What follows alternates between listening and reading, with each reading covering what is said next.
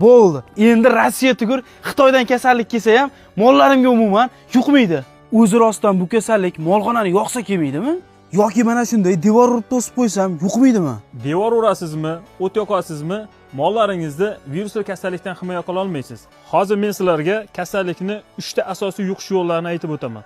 Mol va qo'ylaringiz ko'p kasal bo'layotgan bo'lsa va ularni davolash siz uchun qiziq bo'lsa, kanalga obuna bo'lib qo'ying, hech qachon afsuslanmaysiz. Kasalliklarning yuqish yo'lining birinchisi havo orqali va parranda hamda qushlar hisoblanadi.